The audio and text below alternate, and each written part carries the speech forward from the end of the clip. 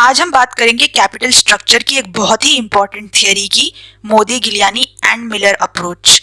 तो last lecture में हमने कैपिटल स्ट्रक्चर की नेट इनकम अप्रोच और net operating income approach theory discuss की थी। तो जिसने भी अभी तक वो अप्रोच नहीं देखे हैं तो प्लीज पहले जाके उसे देख लें ताकि आपको ये अच्छे से समझ आ पाए।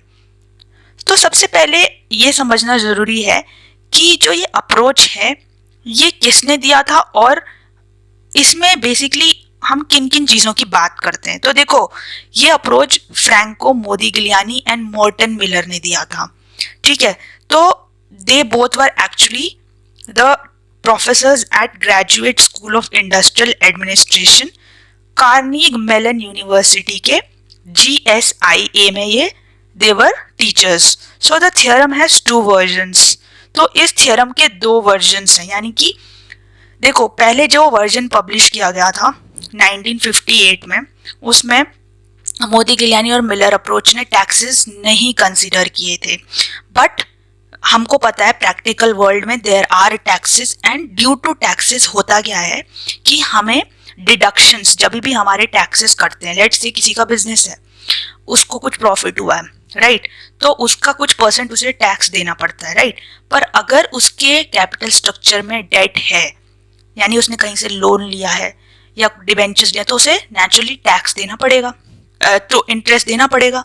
तो बेनिफिट क्या हो जाता है कि टैक्स देते समय वो जो इंटरेस्ट पोर्शन है वो डिडक्ट हो जाता है उसकी नेट इनकम से, that is income after taxes. So the first and the second version has two propositions.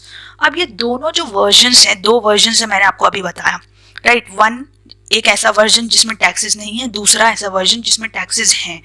So the first version है, राइट, उसके दो प्रोपोजिशंस हैं और सेकंड वर्जन के भी दो प्रोपोजिशंस हैं। सिंपल सी बात है, दोनों के दो दो पार्ट्स हैं। सो मोदी गिलियानी को नोबेल प्राइज भी मिला था इकोनॉमिक्स में, ठीक है, 1985 में। और इसी चीज के लिए, इस थियरी के लिए, देखो because he was the major contributor in this theory, तो उन्हें नोबेल प्राइज मिला था 1985 में। बट और भी वर्क्स के लिए उन्हें मिला था, राइट, 1985 में। पर मिलर को 1990 में मिला, किसके साथ? हैरी मार्कोविट्ज एंड विलियम शार्पे के साथ। और किस चीज के लिए मिला? Work in the theory of financial economics. Financial economics की एक थियरी थी जो उन्होंने, जिस पे काम किया था इन तीनों ने मिलके, उसके लिए मिला था, right. So what is M&M approach, होता क्या है? देखो, जब हम पहले वर्जन की बात करते हैं तो ये बात करता है कि कैपिटल स्ट्रक्चर इररेलेवेंट है मार्केट वैल्यू को डिसाइड करने के लिए। देखो, कैपिटल स्ट्रक्चर इररेलेवेंट का मतलब ये है कि अगर आप अपने कैपिटल स्ट्रक्चर में या डेट रखते हो, इक्विटी रखते हो या नहीं रखते हो, उससे कोई फर्क नहीं पड़ेगा आपकी मार्केट वैल्यू पे। मतलब मार्केट वैल्यू क्या होती है? आज की डेट में जितने भी शेयर्स लिस्टेड हैं स्टॉक मार्केट में, राइट, उनको अगर आज जो प्राइस चल रहा है उनका मार्केट में, उससे मल्टीप्लाई कर दो तो हमारी मार्केट वैल्यू किसकी आ जाती है? शेयर्स की। ऐसे ही बाकी इंस्ट्रूमेंट्स की भी आ जाती है, तो सबको मिला के फर्म की वैल्यू बनती है। तो यहाँ पे ये बताया गया कि अगर आप अपने कैपिटल स्ट्रक्चर में डेट या इक्विटी रखते हो या नहीं रखते हो, तो उससे आपकी जो मार्केट वैल्यू, उस पर कोई फर्क नहीं पड़ेगा। सो meaning weather a firm is levered और अनलेवर्ड, यानी कि लेवर्ड मतलब होता है जब आप डेट पोर्शन अपने कैपिटल स्ट्रक्चर में रख रहे हो। डेट मतलब जैसे आपके डिबेंचर्स हो गए, लॉन्ग टर्म सोर्सेज से जो आपने लोन लिया है किसी भी सोर्स से लॉन्ग टर्म, राइट, तो आपकी फर्म लेवर्ड हो जाएगी। अनलेवर्ड मतलब जहां पे सिर्फ इक्विटी पोर्शन है, डेट नहीं है। So the firms market value won't be affected. तो अगर फर्म लेवर्ड है या अनलेवर्ड है तो उस फर्म की मार्केट वैल्यू पे कोई भी असर नहीं आएगा। So its cost of equity will rise if the debt is incorporated. पर एक चीज जरूर होगी कि उसकी जो कॉस्ट ऑफ इक्विटी है वो बढ़ जाएगी। क्यों बढ़ेगी? देखो, जब भी हम अपने कैपिटल स्ट्रक्चर में डेट इनकॉर्पोरेट करते हैं, डेट मतलब जैसे लोन्स वगैरह जो मैंने आपको बताया, डिबेंचर्स, तो उससे होता क्या है कि जो शेयर होल्डर्स हैं उनको ज्यादा रिस्क पोर्शन लगता है एक कंपनी में पैसा लगाने के लिए, शेयर्स लगाने के लिए। तो वो क्या सोचते हैं कि रिस्क परसेप्शन उनका बढ़ जाता है, राइट, फाइनेंशियल रिस्क। सो वो क्या फिर इसकी वजह से होता क्या है, कॉस्ट ऑफ इक्विटी बढ़ जाती है। कॉस्ट ऑफ इक्विटी मतलब वो रिटर्न ज्यादा डिमांड करते हैं, राइट। सो होता क्या है कि जैसे फॉर एग्जांपल प्रोपोजिशन 1 की बात करें तो VL equals to VU। VL क्या होता है, value of the levered firm, यानी कि जहां पे फाइनेंसिंग इक्विटी और डेट से होती है, और वैल्यू ऑफ अनलेवर्ड फर्म जहां पे हमारी जो फाइनेंसिंग है सिर्फ और सिर्फ इक्विटी से हो रही है, राइट। सो जो प्रोपोजिशन 1 है वो क्या कहता है कि the proposition claims that the value of the firm will remain same irrespective of the ratio of debt and equity। कुछ भी रेशियो हो डेट और इक्विटी का, जो वैल्यू ऑफ फर्म है वो सेम रहेगी। और किससे इफेक्ट होती है value of firm, by the present value of the cash, future cash inflows. देखो जो भी फ्यूचर में कैश फ्लोज होने वाले, कैश फ्लोज क्या होता है, देखो फ्यूचर में जो भी प्रॉफिट होने वाला है हमको, राइट, जो भी हमारी ऑपरेटिंग इनकम होती है, जैसे हमने कुछ सेल्स की, उसके बाद हमने कुछ कॉग्स उससे डिडक्ट करके, ऑपरेटिंग एक्सपेंसेस वगैरह डिडक्ट करके जो हमारे पास net income before interest and taxes आती है, उसे क्या बोलते हैं हम, EBIT, राइट। तो उसे हम कैश फ्लोज बोलते हैं, राइट। तो इसमें इन्होंने बोला कि जो वैल्यू ऑफ द फर्म है वो इफेक्ट होती है जो प्रेजेंट वैल्यू होती है फ्यूचर कैश फ्लोज की। फ्यूचर में मुझे लगता है मेरा 10,000 कैश हो प्रॉफिट हुआ अगले साल, तो उसकी प्रेजेंट वैल्यू हम कैलकुलेट करेंगे, उसी से हमारी जो फर्म की वैल्यू है इफेक्ट होगी, ना कि जो रेशियो है डेट और इक्विटी का, राइट। सो क्योंकि यहाँ पे टैक्सेस नहीं है, the firm can not claim the tax deductions on interest payment on debt, right. माना गया कि क्योंकि देखो इसमें ये पहला जो वर्जन है उसमें बोला गया था टैक्सेस नहीं है, ठीक है। तो अगर टैक्सेस नहीं है तो क्या होगा, जो डेट पोर्शन है, राइट, उस पे वो इंटरेस्ट जो है दे रही है उस पर क्या नहीं क्लेम कर पाएगी, टैक्स डिडक्शन नहीं क्लेम कर पाएगी, राइट। तो इसकी वजह से हमारी जो है वैल्यू ऑफ द फर्म पे कोई भी असर नहीं पड़ेगा। अब प्रोपोजिशन 2 में क्या बोला गया, देखो ये प्रोपोजिशन 2 वर्जन 1 का ही पार्ट है। वर्जन 1 में 2 प्रोपोजिशंस हैं, 1 और 2, राइट। सेकंड वर्जन में क्या बोला गया कि वैल्यू ऑफ द फर्म तो नहीं घटेगी बढ़ेगी, डेट और इक्विटी हो या ना हो, लेकिन कॉस्ट ऑफ इक्विटी बढ़ जाएगी अगर डेट इनकॉर्पोरेट कर दिया, ठीक है। So meaning if more debt is incorporated then the shareholders perspective of risk rises and therefore KE rises, cost of equity बढ़ जाएगी। तो देखो यहाँ पे एक फॉर्मूला दिया, RE equals to RA plus debt equity ratio whole under the bracket RA minus RD। इसका मतलब क्या, देखो RE होता है कॉस्ट ऑफ लेवर्ड इक्विटी, जो भी लेवर्ड इक्विटी, जैसे लेवर्ड फर्म है जिसमें डेट है, राइट, उस डेट में उस जिस फर्म में डेट है उसमें क्या कॉस्ट है इक्विटी की, ठीक है, वो किसके इक्वल होगी, RA, that is cost of unlevered equity. जिस फॉर्म में नहीं है डेट, राइट, जिसमें सिर्फ इक्विटी है, वो होगी उसके equal plus debt equity ratio, okay, debt upon equity, जितना भी डेट हमने रेज किया और इक्विटी रेज किया मार्केट से, और RD है cost of date, right.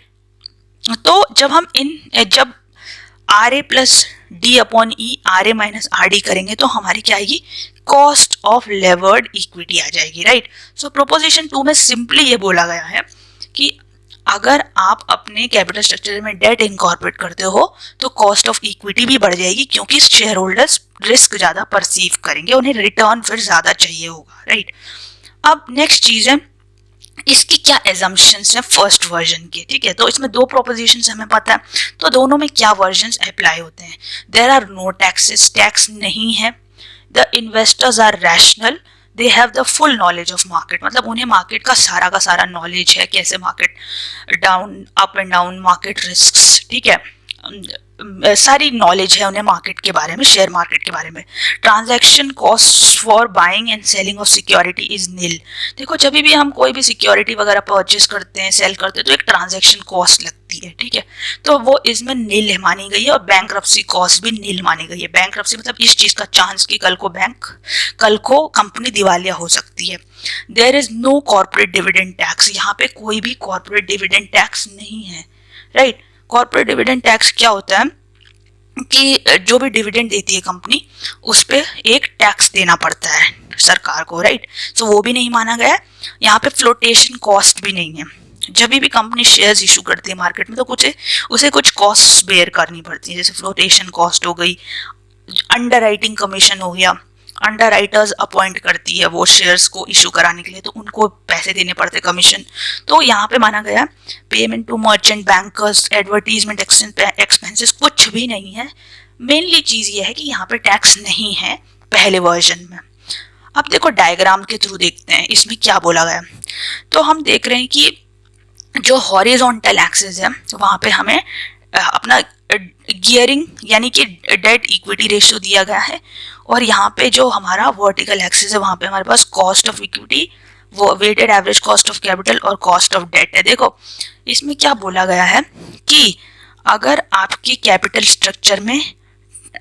Structure में डेट और इक्विटी नहीं, कुछ भी नहीं है, तो आपकी वैल्यू ऑफ द फर्म पे कोई फर्क नहीं पड़ेगा, राइट। तो दूसरे डायग्राम में देख सकते हैं कि वैल्यू ऑफ जो फर्म है वो सेम है, राइट। पर एक चीज हो रही है कि आपकी जो कॉस्ट ऑफ इक्विटी है वो बढ़ जाएगी। ठीक है, क्यों बढ़ जाएगी? अगर आप अपने कैपिटल स्ट्रक्चर में डेट इनकॉर्पोरेट कर देते हो तो आपकी वैल्यू ऑफ फर्म तो नहीं बढ़ेगी, कुछ नहीं होगा, सेम रहेगी, लेकिन कॉस्ट ऑफ इक्विटी जरूर बढ़ जाएगी, राइट। तो इस डायग्राम में ये बोला गया है, राइट। अब बात करते हैं वर्जन 2 की। तो वर्जन 2 में सबसे इंपॉर्टेंट चीज है, इसमें सबसे इंपॉर्टेंट चीज हमें ये देखने वाली है कि यहाँ पे टैक्सेस इनकॉर्पोरेट होते हैं। मतलब ऐसा माना जाता है इस अप्रोच में कि यहाँ जो रियल कंडीशंस हैं वर्ल्ड की जो अभी चल रही हैं उसमें वी नो कि टैक्सेस जो है हमें पे करने पड़ते हैं, एज अ बिजनेस टैक्सेस पे करने पड़ते हैं। तो ये एक ज्यादा प्रैक्टिकल अप्रोच था, इसीलिए ये वर्जन 1985 में उन्होंने प्रपोज किया था। So the version was given to suit the reality of the existing conditions in the world. तो इफ देयर आर टैक्सेस, मतलब इसमें ये माना गया है टैक्सेस भी होते हैं, ट्रांजैक्शन कॉस्ट्स भी होती हैं, फ्लोटेशन कॉस्ट, बैंक्रप्सी कॉस्ट, सारी कॉस्ट्स होती हैं। और इसके भी दो प्रोपोजिशन है, मतलब इसको भी दो पार्ट में बांटा गया है। तो पहला प्रोपोजिशन क्या है? It says that if a firm is levered, अगर एक फर्म लेवर्ड मतलब जिसमें डेट का पोर्शन भी है, right, so then it gets the benefit of tax deduction. तो उसको टैक्स डिडक्शन का बेनिफिट मिलेगा। सिंपल सी बात है, अगर मेरे कैपिटल स्ट्रक्चर में डेट का कंपोनेंट है, मैंने कहीं से लोन लिया as a company, as a business, तो मुझे टैक्स का बेनिफिट मिलेगा। कैसे मिलेगा? लेट से मुझे 10,000 का प्रॉफिट हुआ, उसमें से मैंने 30% टैक्स देना था, यानी कि 1500 टैक्स देना था। लेट से मैंने 1500 टैक्स देना था, और हुआ कि मैंने डेट भी इशू किया मार्केट से, तो मैंने डेट वालों को भी कुछ इंटरेस्ट दिया है, ठीक है। तो होगा क्या कि जो मुझे 1500 देना था एज अ टैक्स, अब मुझे उसमें से लेट से 500 कम देना पड़ रहा है, क्योंकि मैंने जो है डिडक्शन क्लेम किया है इंटरेस्ट पेमेंट का। जो मैंने इंटरेस्ट पे किया अपने डेट वालों को, वो दी है इंटरेस्ट, तो उसका मुझे क्या है? बेनिफिट, यानी कि डिडक्शन मिल रहा है। किससे? जितना टैक्स मुझे पे करना था। तो इसकी वजह से क्या होता है, हमारे जो कैश फ्लोज है, जो कैश फ्लोज क्या है, जो इनकम है हमारी, ऑब्वियसली बढ़ जाएगी। कैसे? पहले मुझे लेट से 5000 रुपीज का प्रॉफिट हो रहा था, और उसमें से मुझे 1500 रुपये टैक्स देना पड़ा था सरकार को, राइट। अब मेरे पास बच जा रहे थे 3500 रुपये, तो यही मेरा प्रॉफिट था। लेकिन अब मैंने क्योंकि जो इंटरेस्ट पेमेंट की है डिबेंचर्स की लेट से, उससे मुझे 500 रुपये का बेनिफिट मिल गया। तो अब मेरे पास 2000 रुपये बचे, राइट। पहले 1500 ही बच रहे थे एज अ प्रॉफिट, अब 2000 बचे, ठीक है। तो ये 2000 रुपये, तो मेरा कैश फ्लो नेचुरली बढ़ गया, और इसकी वजह से मेरी वैल्यू ऑफ द फर्म बढ़ जाएगी। तो इस थ्योरी में यही बोला गया है कि इस थ्योरी में बोला भी यही गया है कि अगर आप अपने कैपिटल स्ट्रक्चर में डेट का पोर्शन राइट रखते हो और टैक्स आपको बेनिफिट मिलता है टैक्स का, तो आपकी जो वैल्यू ऑफ द फर्म बढ़ जाती है, क्योंकि आपकी इनकम जो है पोर्शन वो बढ़ जाता है। नाउ वीएल क्या होता है? Value of levered firm. वो किसके इक्वल है? Value of unlevered firm plus जो टैक्स रेट है और जो हमारे पास डेट का पोर्शन है, ठीक है। तो किसके इक्वल होगी? वैल्यू ऑफ लेवर्ड फर्म, मतलब जो लेवर्ड फर्म जिसमें डेट है उसकी वैल्यू इक्वल होगी जो अनलेवर्ड फर्म है, और जो टैक्स का रेट है, जिस रेट पे हम टैक्स दे रहे हैं, और जो डेट का अमाउंट है उनको इनको इंटू कर देंगे, इनको ऐड करके हमारी जो वैल्यू ऑफ लेवर्ड फॉर्म आ जाएगी। नाउ दूसरा प्रोपोजिशन क्या है, ठीक है, दूसरा प्रोपोजन में ये बोला गया है कि K is directly proportion to the debt. जो K है ना वो डायरेक्टली प्रोपोर्शनल है डेट के in the capital structure. Very right. देखो ऑब्वियस सी बात है, अगर आप अपने कैपिटल स्ट्रक्चर में डेट रखोगे तो आपकी क्या होगी, आपकी जो कॉस्ट ऑफ इक्विटी है वो बढ़ जाएगी, क्योंकि रिस्क परसेप्शन शेयर होल्डर्स का बढ़ जाएगा।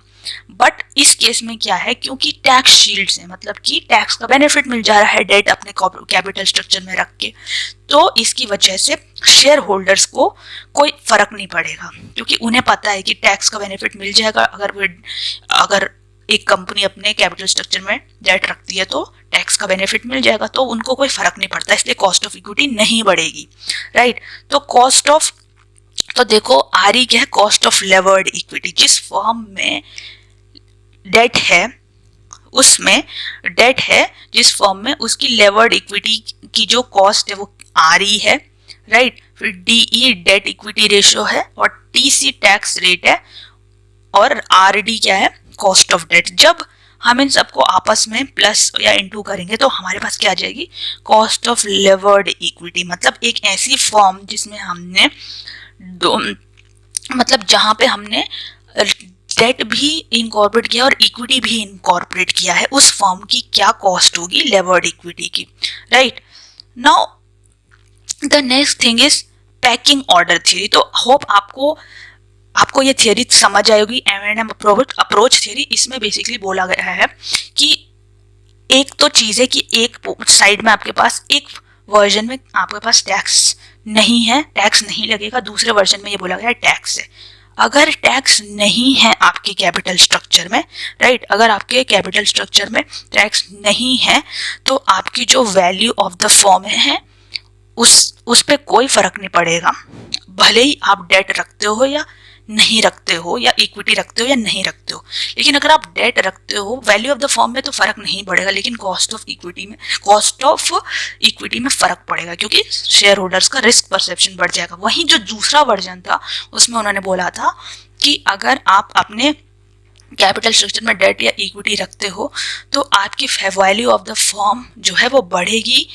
क्यों बढ़ेगी, क्योंकि यहाँ पे जो है टैक्स का बेनिफिट बढ़ जाएगा। मतलब अगर आपने डेट रखा अपने कैपिटल स्ट्रक्चर में तो आपको टैक्स का बेनिफिट मिलेगा, मतलब जितना इंटरेस्ट आप डेट वालों को दोगे उतने का ही आपको डिडक्शन मिल जाएगा, और वो आपकी नेट ऑपरेटिंग इनकम से माइनस हो जाएगा, तो आपका जो है कैश फ्लो यानी आपकी इनकम बढ़ जाएगी, राइट। इसीलिए आपकी वैल्यू ऑफ द फॉर्म भी बढ़ जाएगी। अब लास्ट थियरी है पैकिंग ऑर्डर थियरी, जो कि थियरी बहुत सिंपल सी थियरी है। इसमें मैनेजर की जो फर्स्ट चॉइस होती है वो इंटरनल फाइनेंस होती है। मतलब जो भी प्रॉफिट हुआ मुझे उससे मैंने लेट से कुछ डिविडेंड शेयर होल्डर्स को बांट दिया और बाकी अपने पास रख लिया एज अ बिजनेस फ्यूचर में यूज के लिए, ठीक है। सो रिटेन अर्निंग्स से अगर हमें कभी भी रिक्वायरमेंट है पैसे की लेट से, तो हम रिटेन अर्निंग से जो पैसा मैंने बचाया हुआ है सेविंग से उससे यूज किया। तो सबसे पहली चॉइस मैनेजर की ये होती है। दूसरी चॉइस क्या होती है, दूसरी चॉइस अगर ये पैसा इनसफिशिएंट हुआ मान लो, ठीक है, तो दूसरी चॉइस होती है सिक्योर्ड डेट। मतलब कि मैं सिक्योर्ड डेट मतलब गारंटीड डेट मार्केट से रेज करूंगा, राइट। उसके बाद अनसिक्योर्ड डेट मार्केट से रेज करेंगे। डेट मतलब जिनको हम बोरो मतलब कुछ लोन्स वगैरह जो बोरो करते हैं। The final option is the equity share capital. तो अगर इससे भी हमारी रिक्वायरमेंट फुलफिल नहीं होती तो हम इक्विटी शेयर कैपिटल मार्केट से रेज करेंगे, राइट। तो इसमें डायग्राम में हम देख सकते हैं पहले इंटरनल फाइनेंसिंग, फिर एक्सटर्नल फाइनेंसिंग, फिर एक्सटर्नल फाइनेंसिंग इक्विटी। तो रिस्क परसेप्शन जो है बढ़ जाएगा क्योंकि कॉस्ट ऑफ फाइनेंस इसके साथ इंक्रीज होता है। तो होप आपको ये सारे अप्रोचेस क्लियरली समझ आए होंगे।